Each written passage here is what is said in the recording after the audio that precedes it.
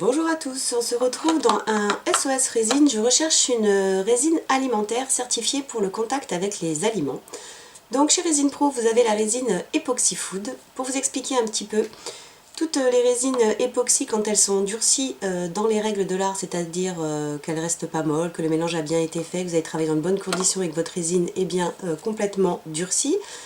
Les résines époxy sont complètement inertes, elles sont utilisées dans l'industrie agroalimentaire pour par exemple rendre hermétique des cuves.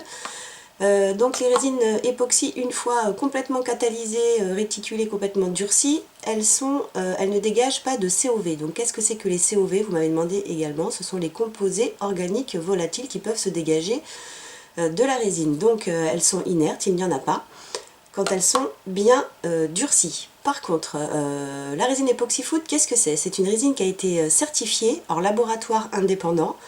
Donc tous les fabricants de résine, je parle bien des fabricants, pas des revendeurs, les fabricants de résine ne peuvent pas tous se permettre de demander une certification alimentaire. Déjà faire certifier des résines quand on est fabricant, c'est déjà assez compliqué au niveau des fiches techniques de la réglementation européenne qui est soumise à la réglementation REACH. Et donc du coup pour les fabricants, vous pouvez demander les fiches sécurité des résines, ce qui vous indique qu'elles ne dégagent aucun COV. Cette résine Epoxy Food, elle a été certifiée en laboratoire indépendant, donc elle est certifiée pour le contact alimentaire. Vous pouvez utiliser si vous faites de la revente par exemple. Voilà, sinon pour vous dire aussi également, pour tout ce qui est COV, parfois vous pouvez trouver donc dans la maison certains produits comme des planches à découper en plastique. Vous pouvez utiliser des plastiques, des sacs congélation, vous pouvez boire dans des gobelets en papier qui sont traités aussi également. Vous avez plein de petites choses que vous utilisez au quotidien et qui peuvent être parfois aussi pas forcément certifiées pour le contact alimentaire.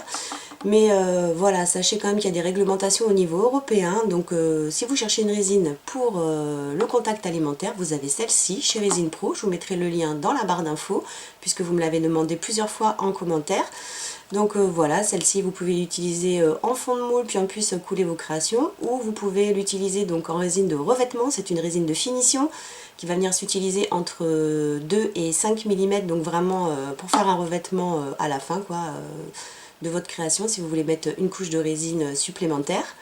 Donc voilà. Et autrement pour les autres résines, comme je vous dis, toujours faire attention. Vous avez beaucoup de revendeurs de résine, mais voilà, il faut savoir l'origine aussi de la résine. Voilà, ils peuvent vous dire que c'est des résines françaises, mais pas forcément fabriquées en Europe. Donc faites attention quand vous achetez aussi sur les sites chinois hors Europe. Voilà, on n'a pas les mêmes résines que les Américains, on n'a pas les mêmes résines que les Russes ou voilà, que d'autres pays hors Union européenne. Donc faites bien attention. Et voilà pour le SOS Résine. Vous pouvez utiliser donc cette résine certifiée. Vous pouvez même télécharger la certification sur le site resinepro.fr. Voilà, j'espère que cette vidéo SOS Résine vous aura plu. N'hésitez pas à laissez un commentaire si vous voulez plus d'explications ou si vous avez encore des questions sur le SOS Résine. Je répondrai avec plaisir. N'hésitez pas non plus à vous abonner à la chaîne pour voilà, ne pas louper les prochaines vidéos, la nouvelle session de SOS Résine.